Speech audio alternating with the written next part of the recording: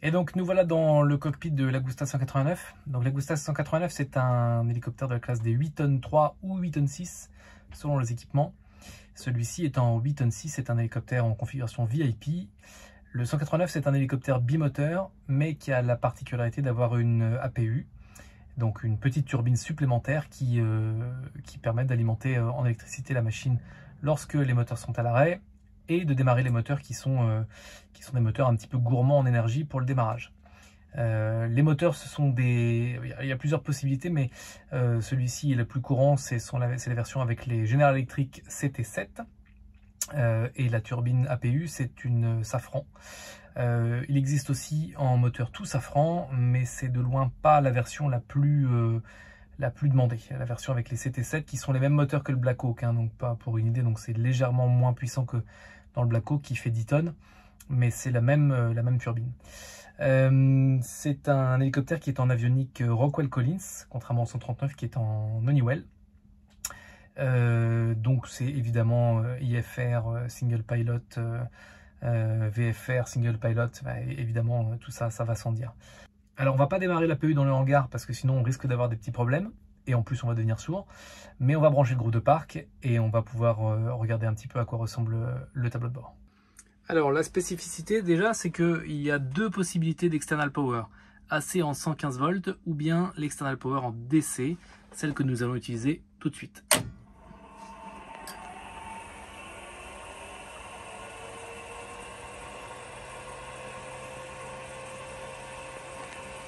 Donc là maintenant on attend que le système se mette en route et une fois que on aura une indication qui dit press start to start up, je vais appuyer sur ce bouton et ça va démarrer les autres écrans qui pour l'instant comme vous le voyez sont éteints. On a uniquement le PFD côté pilote qui est allumé. Voilà, press start to continue, pardon. Là, je vous montre le... Voilà. Et ça va d'emblée démarrer tous les autres écrans.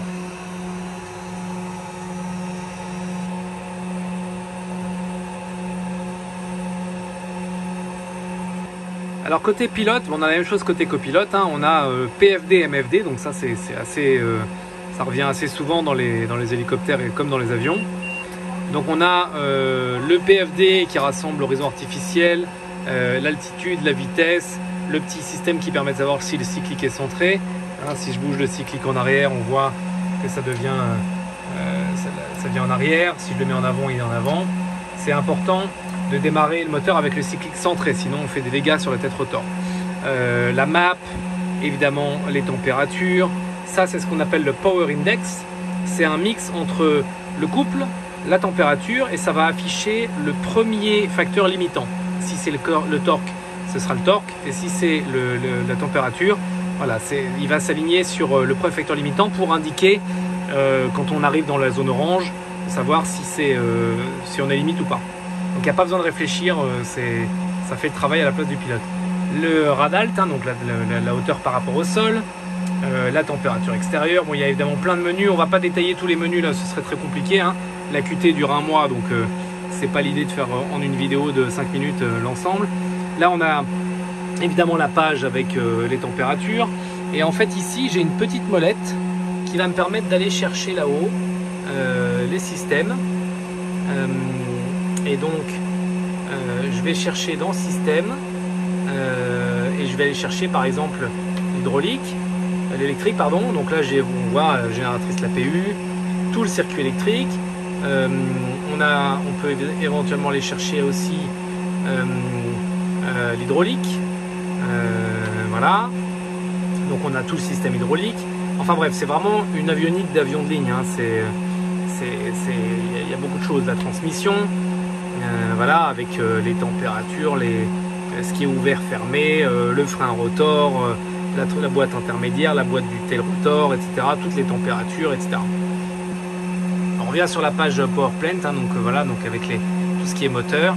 Là, on a une silhouette de l'hélicoptère, donc si j'ouvre une porte, par exemple, à ce moment-là, il nous dit que cockpit door est ouverte. Voilà.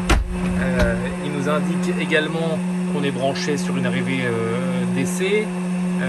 Bref, tout est indiqué, la quantité de carburant, vous voyez qu'on a le plein, on a 1543 kg à bord, c'est à peu près 2000 litres, qui est la capacité maximale de l'hélicoptère.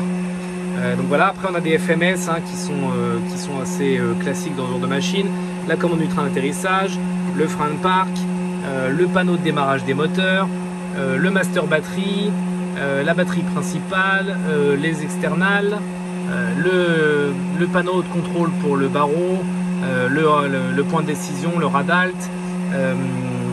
Ici on a le panneau de contrôle du pilote automatique avec le heading qu'on va régler ici, l'altaquire, tous les modes du pilote automatique, la lumière, l'OPLS. Alors l'OPLS c'est très intéressant, c'est un système de lidar qui permet de voir quand on est en approche ou sur une DZ un petit peu serrée, la distance qu'il y a entre le bout des pales et les obstacles. Donc ça c'est très très important et ça sert beaucoup en secours en montagne quand les pilotes viennent s'approcher très près du relief. Ici, bon, ça c'est pour le système anti-vibration. Ça c'est le panneau de démarrage de l'APU. Donc on voit quand on met la batterie master sur on, à ce moment-là on a statut ready et on peut démarrer l'APU. Et une fois qu'on a démarré l'APU, on ne dépend plus d'une aide extérieure. Voilà, donc les systèmes anti-ice, la lumière d'urgence, la climatisation. Et après, contrairement aux machines plus anciennes, tout ce qui est bus tie, génératrice, lumière, tout se contrôle par ici. Par exemple, cabin light, je vais dans cabin light, je peux allumer la lumière de la cabine.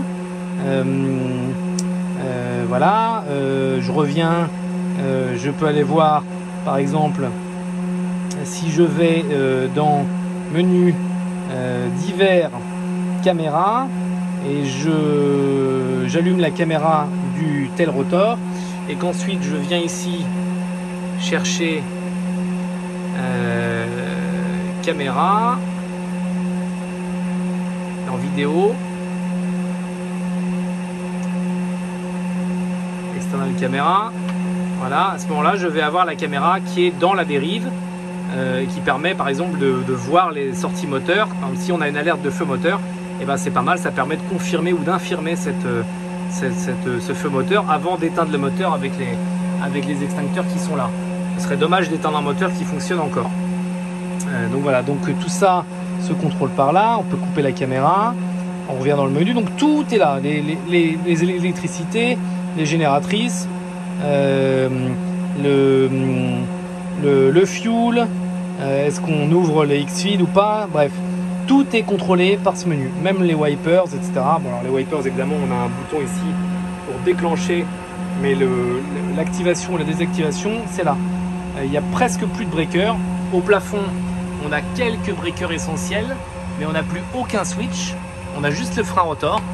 Voilà, c'est tout pour cette petite présentation de l'Agusta 189. C'était bref. L'idée, c'était pas de faire une vidéo très explicite, très compliquée, etc.